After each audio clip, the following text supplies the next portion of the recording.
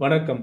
ஃப்ரைடேவோட market movement பார்த்தீங்கன்னா, உங்களுக்கு 200 பாயிண்ட்டுக்கு மேல மூவ்மெண்ட் குடுத்துருக்காங்க. எப்படி இது நடந்தது? என்ன ரீசன் அப்படின்னு பார்த்தீங்கன்னாக்கா, ரீசென்ட்டா நடந்த ராக்கெட் லான்ச் வந்து சக்சஸ்ஃபுல்லா வந்து முடிச்சிருக்காங்க. ஸோ, அதோட இம்பாக்ட் உங்களுக்கு மார்க்கெட்ல நடந்திருக்கு. இது மட்டும் இல்ல, இப்ப ஃபர்தரா வந்து மார்க்கெட் உங்களுக்கு மறுபடியும் 26,000க்கு வருமா? அல்லது 26,500க்கு போகுமா? அப்படிங்கிறது தான். இப்ப நான் உங்களுக்கு காமிச்சிருக்கேன் பாருங்க. கிளியரா வந்து இந்த இடத்துல உங்களுக்கு சப்போர்ட், ரெசிஸ்டன்ஸ் வந்து கிளியரா மென்ஷன் பண்ணி ஒரு ட்ரெண்ட் லைன் நான் உங்களுக்கு காமிச்சிருக்கேன். பட் இது பிரகாரம் என்ன சொல்ல வரும்ன்னு கேட்டீங்கன்னாக்கா, உங்களுக்கு மார்க்கெட் ஃபர்தரா வந்து இன்னமும் பாசிட்டிவா போறதுன்னா வாய்ப்புகள் இருக்கு. பட் அது எவ்வளவு தூரம் போகும்?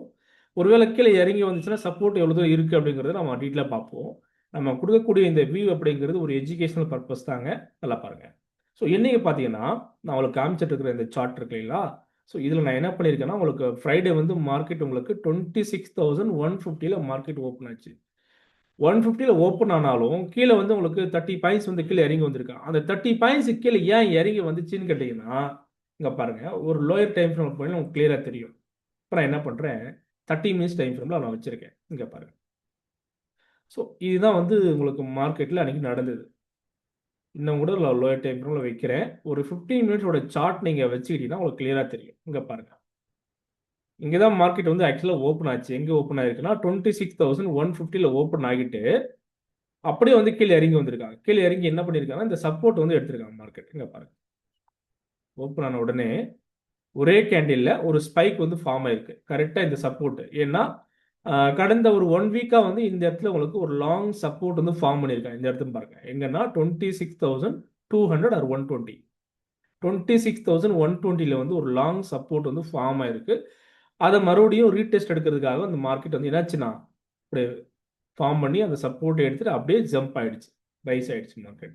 அதுக்கப்புறம் இந்த ஹைய வந்து உங்களுக்கு பிரேக் அவுட் பண்ணணும். எங்க 26,190 கீழ வந்து 120, 190 இந்த ஜோன வந்து ஒரு சின்ன ஒரு கன்சாலிடேஷன் ஒரு ரீடெஸ்ட் எடுத்துட்டு அதுக்கப்புறம் பிரேக் அவுட் ஆயிட்டு மார்க்கெட் மேல போயிடுச்சு. ஓகே. 26,200 பிரேக் பண்ண உடனே உங்களுக்கு மார்க்கெட் எவ்வளவு தூரம் மேல ஏறிக்குன்னு பாருங்க.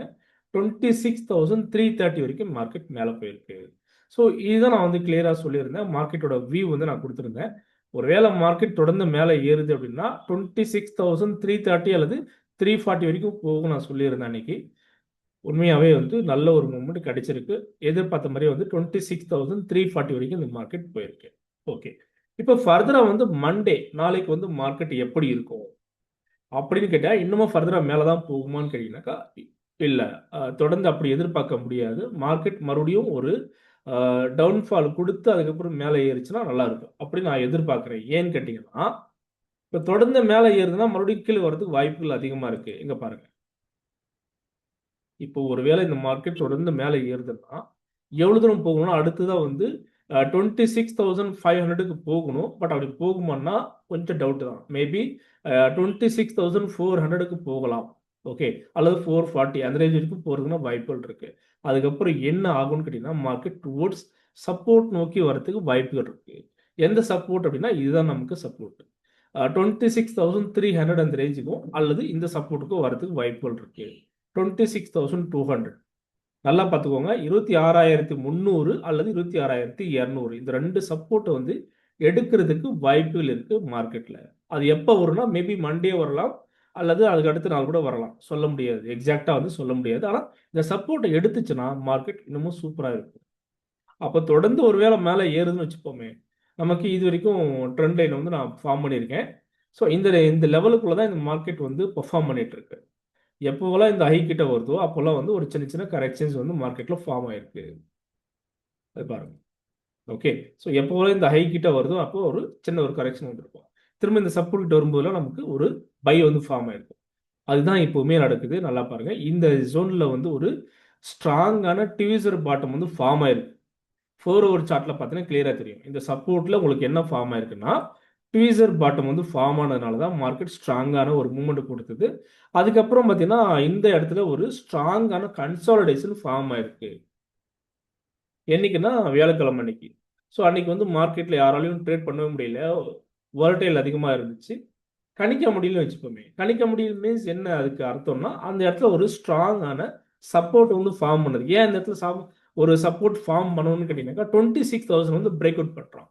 ஸோ 26,000க்கு மேல ஒரு கன்சாலிடேஷன் ஃபார்ம் பண்ணும்போது, அது என்ன பண்ணுதுன்னா, ஒரு சப்போர்ட் வந்து கிரியேட் பண்ணுது. எதுக்காகனா ஒரு பையிங் ப்ரெஷர் வந்து கொண்டு போகணும். அதனால வந்து ஒரு கன்சாலிடேஷன் கிரியேட் பண்ணதுக்கப்புறம் மார்க்கெட் வந்து ஒரு நல்ல மூமெண்ட்டை கொடுக்குறான். ஓகே, இதுதான் நடந்திருக்கு மார்க்கெட்டில். சூப்பராக இருக்குது. பட் ஃபர்தராக எவ்வளோ தூரம் போகும்னு எதிர்பார்த்தோம்னா 26,500 போகலாம், அல்லது 26,600 போகலாம். 26,600 வரைக்கும் ஒரு ஹோப் வந்து இருக்குது. மேபி அதை டச் பண்ணலாம். அதுக்கப்புறம் கூட கீழே இறங்கி வரதுக்குன்னு சான்சஸ் தெரியுது. ஏன் அப்படி சொல்ல வரேன்னு கேட்டீங்கன்னாக்கா, இப்போ நம்ம என்ன பண்ணணும்னா இந்த சேனல் பேட்டர்ன் எல்லாத்தையுமே நான் ரிமூவ் பண்ணிடுறேன். அப்புறம் உங்களுக்கு ஒரு கிளியர் வியூ கிடைக்கும்.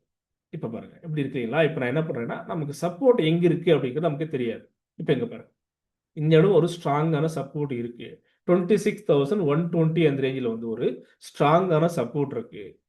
அப்போ இது வருமானு கேட்டால் மேபி வரலாம். 26,200 உடைச்சதுன்னா அது 120க்கு வரதுக்கு சான்சஸ் தெரியுது. மேபி வெயிட் பண்ணி பார்ப்போம். மேபி இந்த வரக்கூடிய நாட்கள்லையோ அல்லது அதுக்கு அடுத்த நாள்லையோ வந்து இந்த சப்போர்ட் எடுத்துச்சுன்னா மார்க்கெட் நல்ல ஒரு ரேலி நம்ம எதிர்பார்க்கலாம். இப்போ மறுபடியும் கூட தொடர்ந்து இந்த ரேலி கண்டினியூ ஆகும்னா மேபி இன்னும் ஒரு 50 பாயிண்ட்ஸ் அல்லது ஒரு 100 பாயிண்ட்ஸ் வந்து எதிர்பார்க்கலாம் கண்டினியூஷன். அதுக்கப்புறம் திரும்பவும் ஒரு கன்சாலிடேஷன் ஃபார்ம் பண்ணும், சைடு வேஸாகவே போகும். எப்போ வந்து ஒரு ஸ்ட்ராங்கான இன்டிமேஷன் நமக்கு கிடைக்குதோ செல்லிங்கில் மேலே, அதுக்கப்புறம் மார்க்கெட் வந்து கீழே இறங்கி வரதுக்கு வாய்ப்புகள் இருக்கு. வெயிட் பண்ணி பாருங்க. ஆனால் ஜாக்பாட் வரதுக்கான வாய்ப்புகள் இருக்கு. எப்படி சொல்லுறோன்னா அதுதான், ஏன்னா நமக்கு வந்து இப்போ 400 450 போயிடுச்சுன்னு வச்சுக்கோ மார்க்கெட். 450 போனதுக்கப்புறம் மார்க்கெட் என்ன பண்ணும், டுவோர்ட்ஸ் சப்போர்ட் நோக்கி வருதுன்னா அதுவே நமக்கு 200 பாயிண்ட்ஸ் வந்து ஒரு ஜாக்பாட் தானே. ஓகே, ஸோ அதுக்காக தான் நான் சொன்னேன். வெயிட் பண்ணி பார்ப்போம். நானும் உங்களை மாதிரி தான் வெயிட் பண்ணுறேன். ஸோ இந்த வி வந்து கம்ப்ளீட்டாக வந்து ஒரு ஸ்டடி பர்பஸ்க்காக தான் நான் கொடுக்குறேன். இன்னமும் கூட நம்ம கிளியராக அடுத்தடுத்த சப்போர்ட் லெவலில் எங்கெங்களுக்கு நீங்களே பாருங்கள். ரொம்ப வீக்காக இருக்குது மார்க்கெட். மேலே போக போக சப்போர்ட் வந்து ரொம்ப வீக்காக இருக்குது. ஸோ அப்போ என்ன ஆகும்னா மார்க்கெட் டுவோர்ட்ஸ் இந்த சப்போர்ட் நோக்கி வரலாம். அதுதான் வந்து என்னுடைய கணிப்பு. ஓகேங்களா? நான் பாருங்கள் தொடர்ந்து உங்களுக்கு எல்லாமே காமிச்சிட்டு இருக்கேன். இப்போ எப்படி வந்து நான் சப்போர்ட் வீக்காக இருக்குன்னு சொல்ல வரேன்னு கேட்டீங்கன்னாக்கா, இங்கே எடுத்திருக்கிற மாதிரி இந்த சப்போர்ட் வந்து ஸ்ட்ராங்காக இல்லை. ஒரே ஒரு சின்ன சப்போர்ட் தான் ஃபார்ம் ஆயிருக்கு. ஒரு ட்வீசர் பாட்டம் மாதிரி ஃபார்ம் ஆயிருக்கு, அவ்வளோதானே தவிர. ஸோ இங்கே பாருங்கள், இந்த இடத்துல வந்து உங்களுக்கு ஒரு ஸ்ட்ராங்கான சப்போர்ட் வந்து ஃபார்ம் ஆயிருக்கு. இங்கே இருக்கு இல்லைங்களா, 24,600 அந்த ரேஞ்சில் ஒரு ஸ்ட்ராங்கான சப்போர்ட் ஃபார்ம் பண்ணியிருக்கும். 1 2 3 4 5 6 கேண்டில் வந்து உங்களுக்கு சப்போர்ட் வந்து ஃபார்ம் பண்ணி. அப்போ இதோட பேஸ் வந்து ரொம்ப ஸ்ட்ராங்.